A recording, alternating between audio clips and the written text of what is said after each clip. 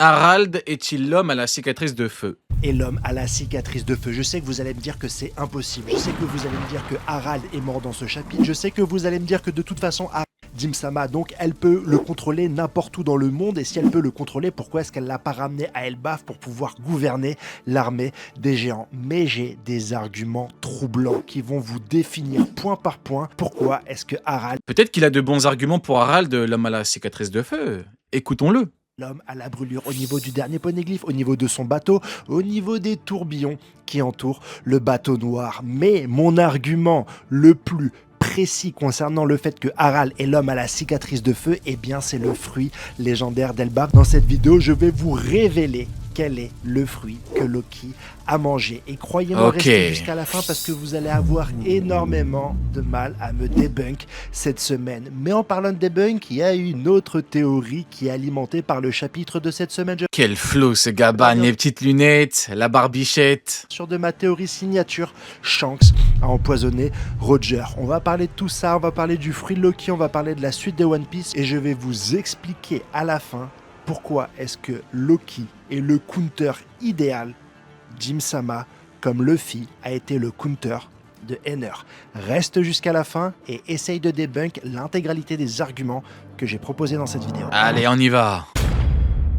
Le problème de l'immortalité. Il y a deux choses à ne pas confondre sur le pouvoir des chevaliers divins, c'est d'un côté la régénération et de l'autre côté l'immortalité. On voit que quand Im-sama met la marque des profondeurs à Harald, elle lui dit que tu es maintenant immortel. Et une fois qu'Harald est dans la salle du trône et lorsqu'il se fait transpercer par ses gardes, il se rend aussi compte qu'il a un pouvoir de régénération. Quand tu le blesses, il a un soin automatique. Et c'est deux choses à ne pas confondre parce que dans ce chapitre, Gaban nous explique qu'il est capable de stopper la régénération. En effet, lui et les chevaliers divins se sont battus lorsqu'ils ont attaqué Loro Jackson et se sont rendus compte que s'ils recouvraient ces attaques avec... Alors attends, Gaban a-t-il dit ou sous-entendu qu'il les avait tués? Il a dit qu'il les avait tués? Ou il a juste dit on les a arrêtés, puis après il revenait? Du Haki des rois, il était capable de stopper la régénération. Oui, stopper la régène, comme il a stoppé la régène à Elbaf contre Sommers. Mais après, Sommers est quand même revenu. Il a été régénéré. Donc là, a-t-il tué des chevaliers? Ou est-ce qu'il a fait comme Sommers sur Elbaf? On voit ça dans le chapitre 1149. Il coupe en deux Sommers et Sommers n'est plus capable de se régénérer. Mais Sommers reste vivant. Il est au sol et il continue à parler. D'ailleurs, quand Scopper Gaban tombe de l'arbre et perd connaissance, il a tellement appris la vie. Sommers est capable de réactiver sa régénération. Le fait de rester vivant, même quand tu es coupé en deux et que tu ne peux pas te régénérer, c'est ce que j'appelle l'immortalité. Harald est donc immortel. Dans ce chapitre, Gaban nous explique qu'il va être capable de stopper la régénération d'Harald et c'est pour ça qu'il se prend des attaques de la part de Loki, mais quid de son immortalité? On n'a pas vraiment de réponse dans ce chapitre sur des techniques qui permettraient de tuer un immortel. C'est-à-dire que même si tu le transperces ou que tu le coupes en deux, même si tu arrives à stopper sa régénération, le chevalier divin est quand même mort. Et je me base un petit peu sur ces explications pour vous expliquer que potentiellement Harald ne serait pas mort. Mais avant ça, on va reparler d'une théorie beaucoup plus ancienne. Je parle bien sûr de Shanks qui a empoisonné Roger parce que dans ce chapitre, on a des éléments qui vont dans le sens de ma théorie. Montez dans le train. Moi, je vous le dis, montez dans le train pour Joy Boy à côtoyer l'écureuil. La montée dans le train. Ce train-là, il est beau, il est propre, il est neuf. Il est neuf, mais il a quand même été nettoyé encore une fois, et même une deuxième fois. Il y a la clim, il y a le chauffage, il y a même à boire et à manger. Donc ce train-là, il est bien, allez-y. L'autre train, c'était quoi l'autre train? Bah, c'est Sanjaki des rois, mais vas-y, maintenant, c'est plus un train. Maintenant, il y a tout le monde qui a compris. Une de mes théories à la... Attends, je te screen. Naz. Tu portes bien ton nom, hein. Naz. Je te screen. Bouge pas, frérot. Quand ce sera dit, je viendrai te choper personnellement. Personnellement, je vais venir te choper. Et je te mettrai face à ton erreur. Prépare-toi, frérot, prépare-toi. Lesquels je suis le plus attaché. Dites à Naz de se préparer. Une des théories. Dites-lui de se préparer seulement. Les dires de Scopper Gaban qui nous expliquent que les chevaliers divins en fait connaissent très bien Loro Jackson et qui se sont battus assez de fois pour que Scopper Gaban et son équipage découvrent le point de faible des... Il a dit, c'est la théorie, c'est à cause de cette théorie que beaucoup l'ont insulté. Ok. Les chevaliers divins, je me suis dit qu'il y a des éléments qui vont dans le sens de cette théorie. Alors déjà, comment j'ai imaginé une telle théorie? C'est très simple. Le flashback de Wano nous parle de ce qui s'est passé sur l'équipage de l'Euro Jackson, mais on a 3 personnes qui tombent malades sur le bateau. On a Toki, on a Roger, on a Baggy. Et Shiroda n'aurait pas mis autant de personnes Rio a empoisonné Garp.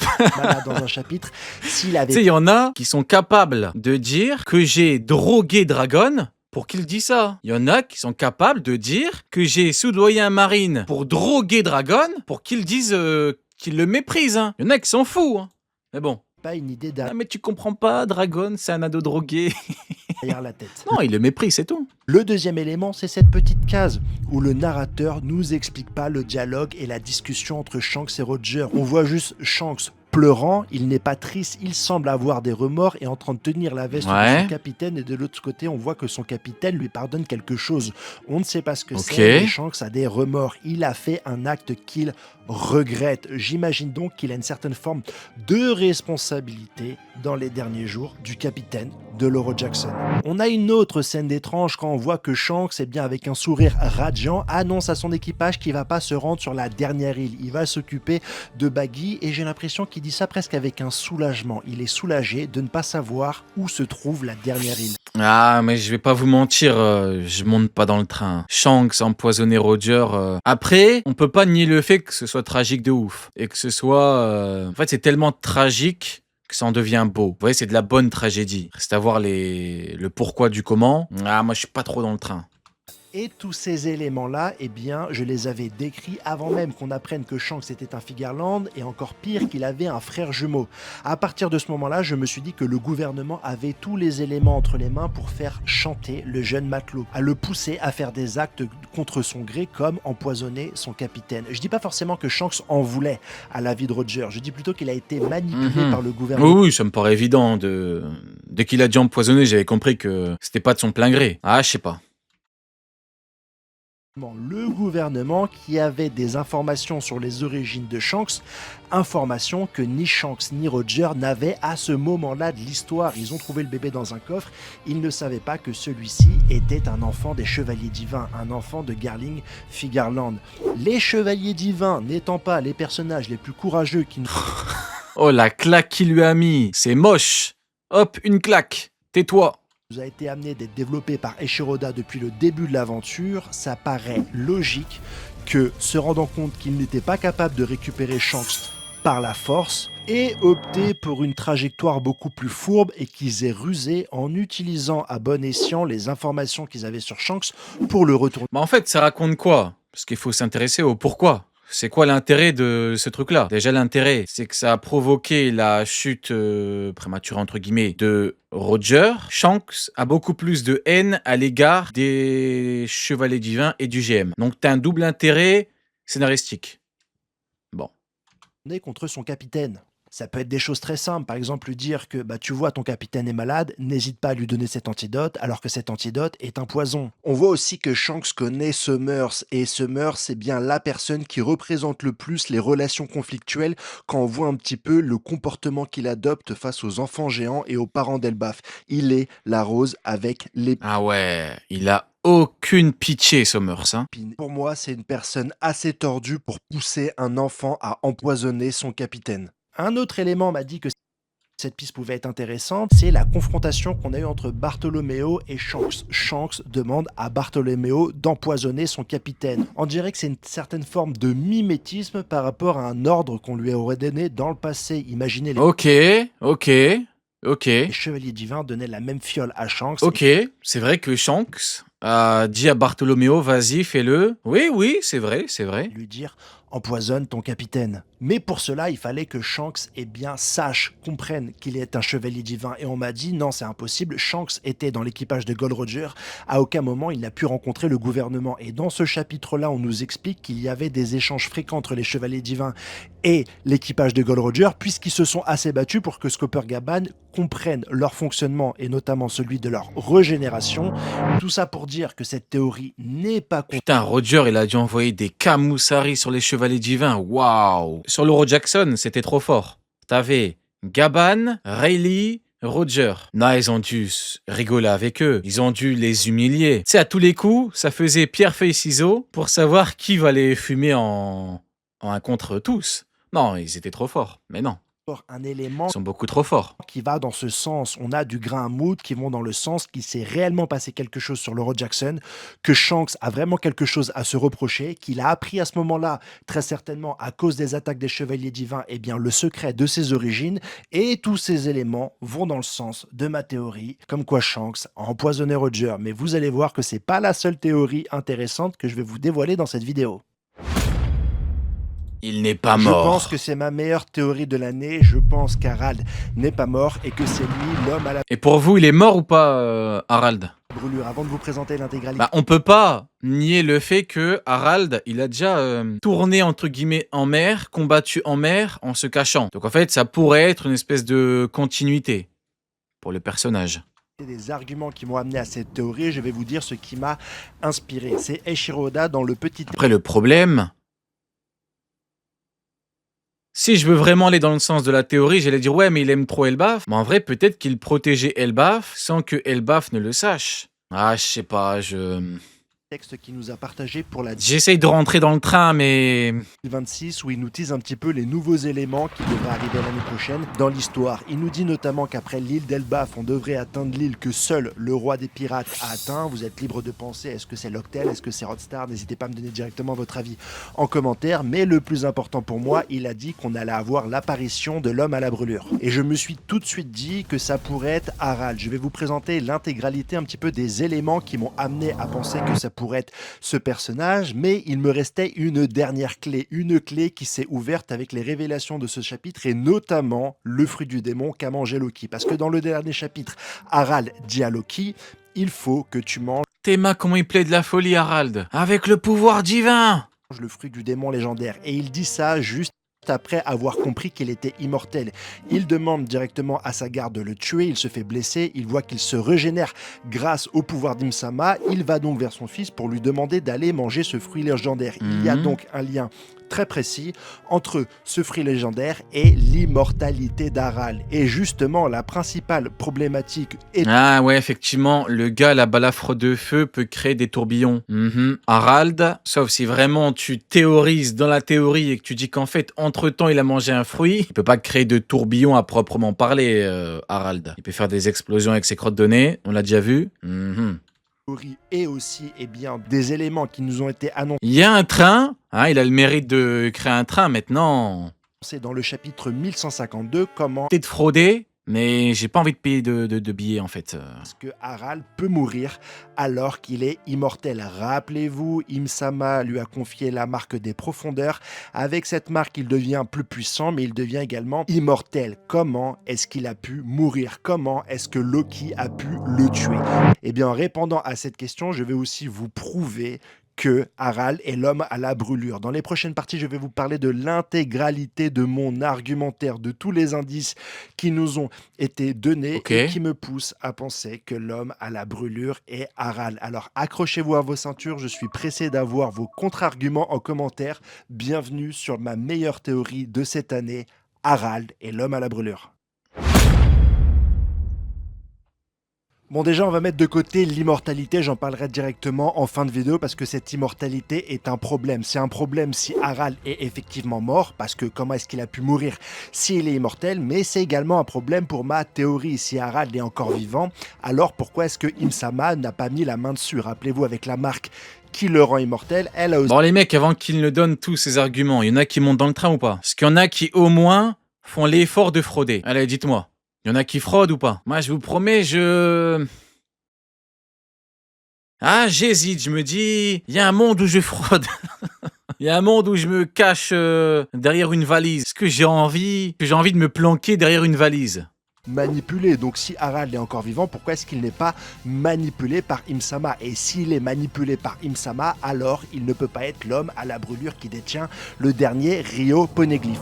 On va donc se concentrer dans cette partie par la légende de l'homme à la brûlure. Déjà, le premier point, l'homme à la brûlure, c'est très certainement à cause de la cicatrice que lui a infligée Loki. Oui, bon, la logique, hein. cicatrice de feu, la foudre, ça brûle, oui. Avec le marteau Ragnir. En effet, on sait que ce marteau a un pouvoir de foudre. Il y a eu une bataille titanesque entre Loki et son père. Il a très certainement dû le blesser avec le pouvoir de foudre de Ragnir, ce qui a engendré une Là, ok, brûlure pas de qui a problème. blessé Harald, lui proférant le surnom de l'homme à la brûlure. Secondo, on sait que l'homme à la brûlure a le dernier Rioponeglyph, le dernier qui permet d'atteindre le One Piece. Et on sait, ça nous a été donné dans le flashback, que Harald est On sait que l'homme à la cicatrice de feu est quelqu'un de très fort. Il est très fort, Harald. Donc là, pas de problème également. très proche de Neptune et que ce Rioponeglyph, à un moment donné, a Oui. été sur l'île des hommes Ok. poissons. On le sait depuis la lecture de Nico Robin du poneglyphe qui est resté sur l'île de Neptune. J'imagine donc que Harald,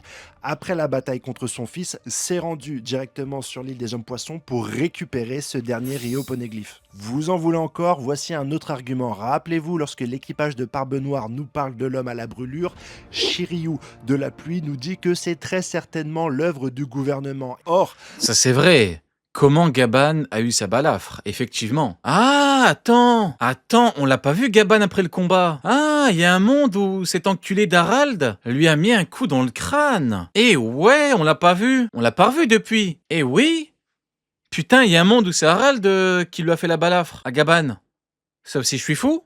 Harald a fait partie des chevaliers divins et a attaqué des pirates au nom du gouvernement. Ça donne encore un indice sur l'identité de l'homme à la brûle. Et enfin, dans cette même légende, on nous apprend bien que des tourbillons agissent autour du bateau de l'homme à la brûle. Ou alors qu'il a pu combattre pour lui faire une balafre alors qu'il était à Elbaf en famille. Bon, quelqu'un qui est venu pull up Elbaf, hein. Et que ça détruit les bateaux ennemis. On est arrivé très certainement à sa conclusion en trouvant des carcasses de bateaux ici et là sur l'océan, mais on sait qu'Harald avait ce rôle lorsqu'il travaillait pour le gouvernement. Il était caché dans la Garp. brume et il attaque les bateaux grâce à sa taille et à la taille de son épée. Ouais, je sais pas, peut-être qu'il a croisé Garp avec Bogart. Peut-être qu'ils ont 2v1. C'est Bogart, le niveau Riley Prime, qui lui a fait la balafre. Peut-être Bogart, sinon je vois pas. Hein. Il a pas d'intérêt à aller sur la ruche pour aller voir Ochoku. Alors là, peut-être qu'il a croisé Big Mom. Alors là, pour moi, il y a que Harald dans le combat là. Hein. Je reste sur ma théorie de con. Gaban et les tourbillons, c'est le monstre marin qui était dans l'œuf. Attends, Sonny, pour toi, Gaban, c'est l'homme à la balafre de feu. Et le tourbillon, c'est le monstre marin qui était dans l'œuf. Moi, je crois que t'es comme Dragon quand elle a dit « Je te méprise, Garp ». Je pense que tu es drogué. Je pense que tu es comme Dragon. Comme cet ado drogué. Ce qui devait rester après une attaque Harald, c'était très certainement Je pense, avec tout le respect que je te dois, je pense que tu es comme le narrateur. Drogué et bourré. Hein? une carcasse de Non, en vrai, pourquoi pas. Hein. Faut bien que l'œuf serve à quelque chose. Hein. En vrai de vrai, les mecs.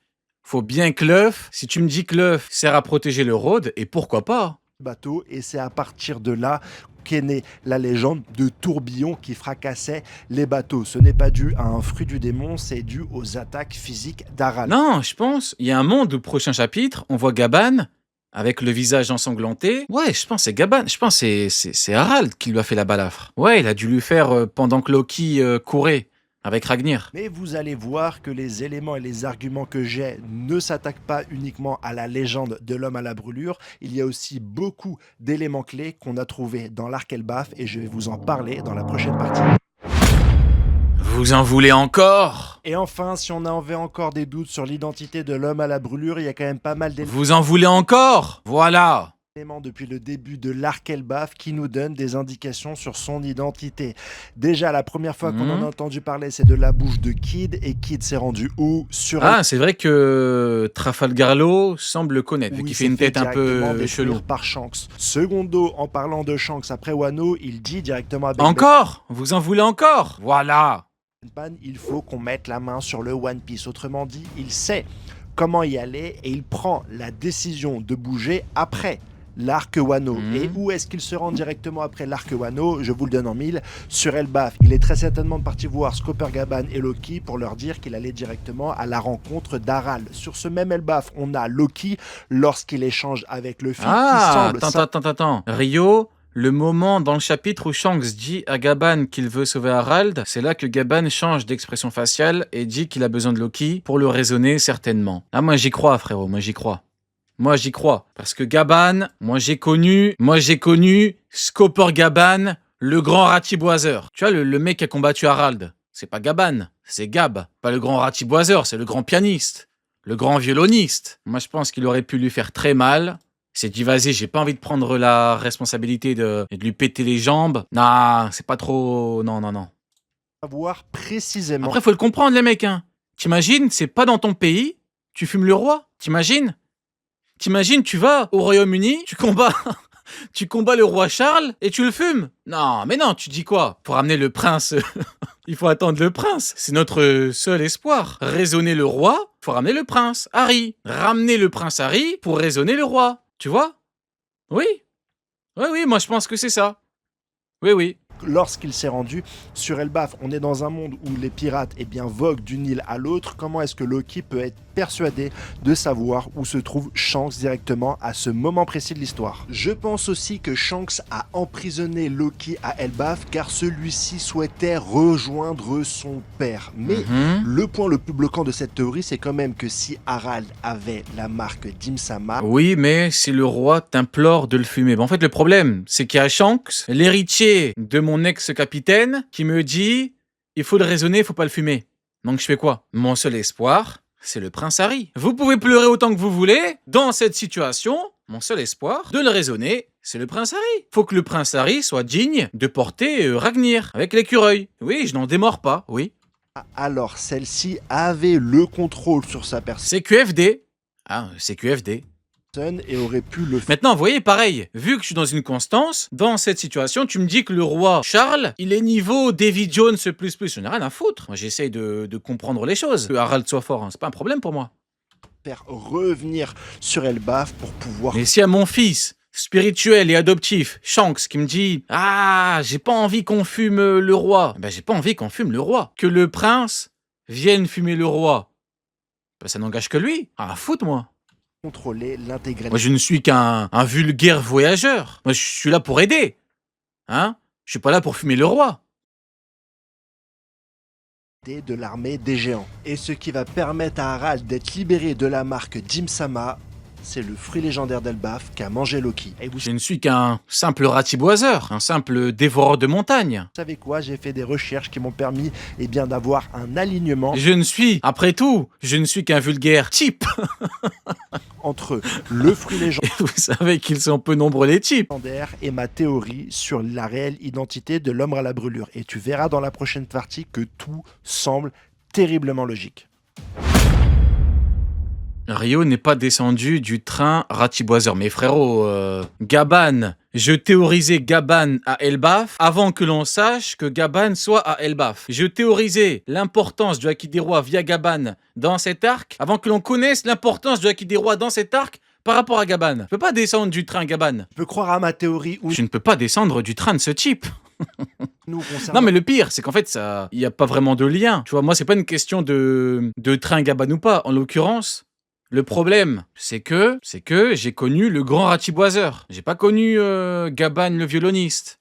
Tu vois? Dans le fait que Harald soit l'homme à la brûlure, il reste quand même un gros problème. Ok, j'ai fait la différence entre l'immortalité et la régénération. Scopper Gaban nous offre une solution pour la régénération et pas pour l'immortalité. Donc pour moi, Harald est encore vivant. Mais quid de la marque d'Imsama? Normalement, avec cette marque, elle est capable de le contrôler partout dans le monde. Donc il n'y a aucune chance pour que Harald peut-être que le soit coup de l'homme Loki à la l'a brûlure. déconnecté. Sinon, ça voudrait dire qu'il soit sous le contrôle d'Imsama. Et comme Imsama veut absolument mettre la main sur l'armée des géants, elle aurait contrôlé Harald pour retourner sur Elbaf et pour contrôler l'armée des géants. On est tous d'accord. La réponse à la question sont dans les propos de Xebec. En effet, il prête à Harald une certaine force. Une force qui est nécessaire pour faire revenir la Galaïla Compagnie qui a disparu depuis plus d'une centaine d'années. Donc, le pouvoir, le fruit légendaire d'Elbaf devrait avoir normalement le pouvoir de faire revenir les morts à la vie. Mais il y a aussi une deuxième information sur ce fruit légendaire. Harald dit à Loki d'aller manger ce fruit une fois qu'il a constaté qu'il était invincible, qu'il avait un pouvoir de régénération et donc on ne pouvait pas le tuer. Donc, le fruit du démon légendaire doit normalement pouvoir et refaire revenir les morts à la vie, c'est pour ça que Xebec le cherche pour pouvoir mettre la main sur la Galaï et la compagnie, et pouvoir tuer Harald. Attends, je suis désolé, j'ai revu le live action avec une meuf. C'est normal que les gens pensent que Bogart est le niveau Yonko. T'as vu comment il est présenté dedans? T'as un gros sur la patate ou quoi, frérot? Comment ça, t'as revu le live action avec une meuf? T'as regardé le live action avec une meuf? Et en gros, elle t'a dit putain! Elle t'a dit putain, il est trop beau! Et du coup, t'es dégoûté. T'es jaloux, hein? T'es t'es jaloux de Bogart, du live action, hein? Eh frérot, fallait pas regarder avec elle, hein? Fallait regarder solo de ton côté, hein? Désolé, frérot. Mais il a gagné et t'as perdu, gros bâtard. Alors que celui-ci Désolé, frérot, hein? Fallait pas le faire, hein? a un pouvoir de régénération. Mais quand on regarde un petit peu le saut que lui a mis Imsama, Ouais, je pense, ça a pu le déconnecter maintenant. Si je veux forcer dans sa théorie, je me dis peut-être que le coup de Ragnir, il était tellement fort que ça a déco Imou. C'est comme un fil, le coup il est tellement fort, ça la déco peut-être. c'est un saut qui permet de le contrôler et de le rendre invincible et d'activer une régénération. Attends. Bogart du live action. Bogart live action. Je vais vous mettre l'image de Bogart, ce type. Donc du coup, t'as regardé et elle a dit quoi exactement? Qu'est-ce qu'elle t'a dit exactement, frérot? Bogart, ce type. Bogart, B-E-A-U Gart. Il s'est fait piquer sa meuf par Bogart. B-E-A-U, Boga. Il s'est fait piquer sa meuf par Boga. Il s'est fait piquer sa meuf par le pote de Garp. Mais non, la honte. Il a l'air trop fort.